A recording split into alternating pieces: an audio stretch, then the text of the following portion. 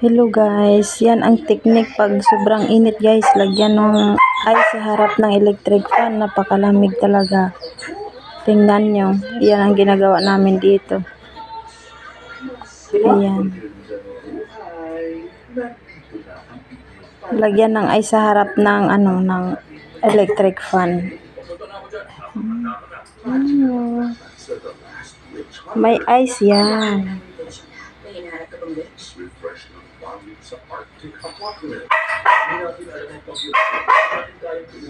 Lagyan nyo ng ice yan. Ganun lang.